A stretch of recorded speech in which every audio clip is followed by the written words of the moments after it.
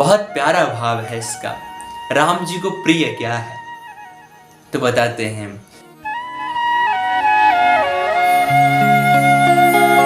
सभी को जय श्री राधे, जय श्री श्याम, जय श्री राधा वल्लभ। आज हम पुनः उपस्थित हैं एक नई चर्चा के साथ और आज हमारी चर्चा का विषय है कि हमारे ठाकुर जी को प्रिय क्या है। अब चीजें, साधन और वस्तुएं तो बहुत सारी बताई गई हैं कि ये करना चाहिए, वो करना चाहिए, लेकिन उन चीजों का सार क्या है, उन वस्तुओं का, उन साधनों का सार क्या है। आज की हमारी चर्चा का जो विषय है ना, भक्ति रस से ओतप्रोत विषय है। इस विषय को समझने के लिए हमें सबसे पहले जानना होगा कि हमारे राम जी का स्वभाव कैसा है। तो महादेव बताते हैं कि हमारे ठाकुर जी का, राम जी का, रघुनाथ जी का स्वभाव कैसा है।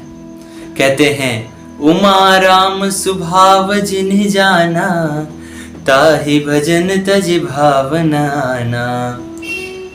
उमा कहते हैं, हे उमा, हे पार्वती जी, जिन्हें भगवान श्री राम का स्वभाव एक बार पता चल जाता है, उन्हें भजन को छोड़ करके दूसरा कुछ भाव ही नहीं आता, अर्थात दूसरा कुछ अच्छा ही नहीं लगता है। कारण क्या है? अब इस पे हम थोड़ा चिंतन करें ना कि जो एक बार प्रभु के स्वभाव को जान लेते हैं तो उसके बाद उन्हें दूसरी चीज अच्छी क्यों नहीं लगती है। कारण ये है इसका कि अब भगवान के स्वभाव कैसा है, थोड़ा इस पे भी चर्चा कर लेते हैं। अब हम ये तो जान गए, इन स्वभाव को जो जान जाता है उसे भजन छोड़ के, भगवान का नाम जब छोड़ के दूसरा कुछ अच्छा ही नहीं लगता है। तो कैसा है इनका स्वभाव?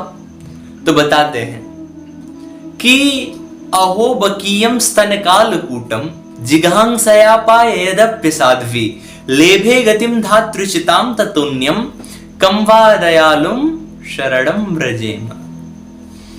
अहो कितने दयालु हमारे ठाकुर जी।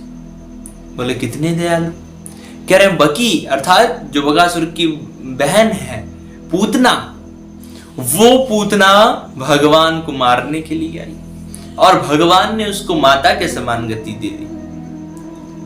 तो बोले कि माता के समान गति दे दी तो वो बहुत ज्यादा पूर्ण कर्मा होगी। तो कह रहे वो पूर्ण कर्मा थोड़ी ना थी।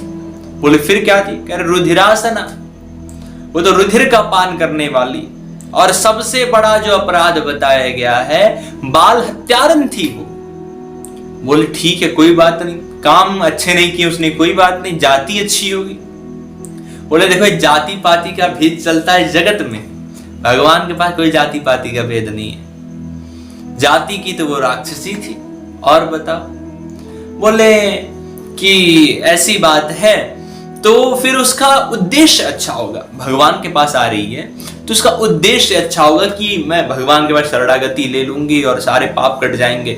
भगवान वैसे भी कहते हैं जो एक बार मेरे शरण में आ जाता है तो उसके करोड़ों जन्मों के पापों का मैं नाश कर देता हूं।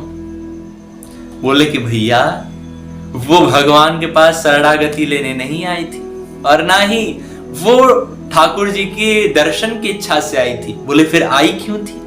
बोले पूतना तो आई थी हमारे कृष्ण कन्हैया लाल को मारने की इच्छा से। और क्या बन के आई थी? रूप बदल करके आई थी, लेकिन स्तनपान कराना चाह रही, जो मां का कार्य होता है। मां बन के छल करना चाहा है उसने। तो ये इतना बड़ा उसने दुष्कर्म किया, इतना बड़ा अपराध किया, लेकिन भगवान ने ना उसकी जाति देखी, ना उसका कर्म देखा, ना उसका उद्देश्य देखा, ना ही उसका आहार विचार देखा। भगवान ने देखा क्या? भगवान ने देखा कुछ भी हो, कैसी भी हो, लेकिन आई तो मेरी शरण में है। और मेरी शरण में जो आ जाता है फिर उसके पश्चात उसे दोबारा इस दुनिया में नहीं जाना पड़ता, इस जगत में नहीं जाना पड़ता है। कुंती हुआ भी कहती प्रभु भवतो दर्शनम यच्चाद अपुनर्भव दर्शनम। प्रभु आपके दर्शन के बाद इस जगत का दर्शन होता ही नहीं है। इसीलिए तो भगवान के स्वभाव को जो जान जाए उन्हें भजन छोड़ के कुछ भाव ही नहीं आता है। और इनका स्वभाव क्या है गोस्वामी जी एक चौपाई में बहुत अच्छे से वर्णन करते हैं, हमारी सबसे प्रिय चौपाई मान लीजिए उसे। बहुत प्यारा भाव है इसका। राम जी को प्रिय क्या है तो बताते हैं, राम ही केवल प्रेम प्यारा, जान ले जो जान निहारा।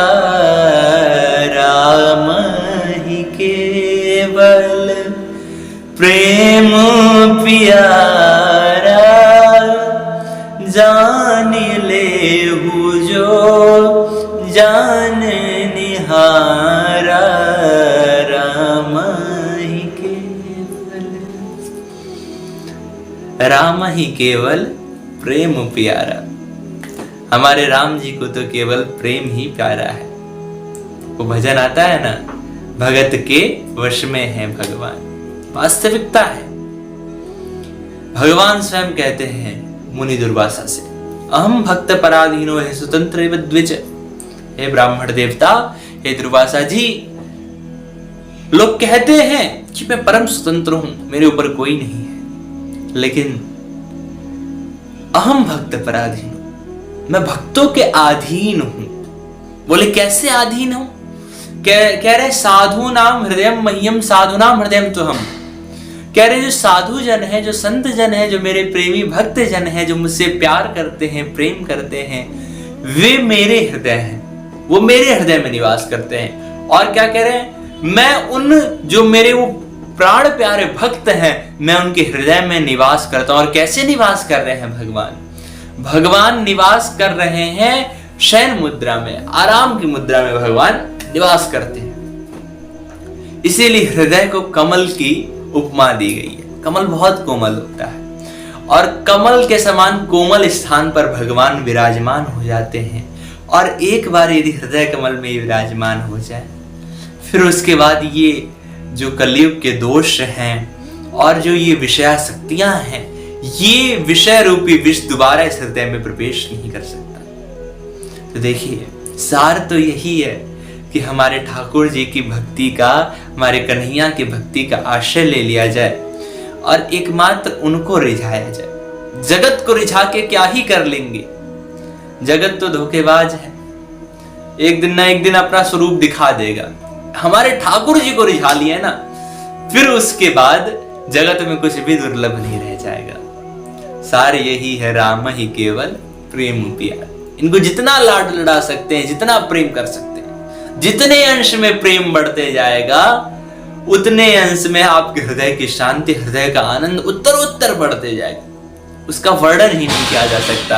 अनिर्वचनीयम अनुभव रूपम, ये तो अनुभव का रूप है भैया। इसको जब आप अनुभव करेंगे तभी जान पाएंगे। तो जितना इसके विषय में वर्णन करें तो शायद वाणी भी हमारी कुंठित हो जाएगी, शब्द भी कम पड़ जाएंगे। सारी भूमि को हम यदि पत्र बना लें और उसके बाद सारे समुद्र की स्याही बनाएं, जितने वृक्ष हैं इस जगत में उन सब की लेखनी बनाएं और उसके बाद भी आनंद की, प्रेम की महिमा लिखने का प्रयास करें, तो ये पूरी पृथ्वी, जो इतनी विस्तृत पृथ्वी, सप्तद्वीपवती पृथ्वी है, उसका भू स्थान भी कम पड़ जाएगा। ये जो सप्त समुद्र हैं, इनकी स्याही बना लो तो ये स्याही कम पड़ जाएगी, वृक्षों की लेखनी कम पड़ जाएगी, लेकिन उस प्रेम के अनंतांश का वर्णन नहीं किया जा सकता है। प्रेम की बात ही अलग है। हमारे श्री ध्रुवदास जी कहते हैं, 3 लोक 14 भुवन प्रेम कहीं ध्रुव नहीं।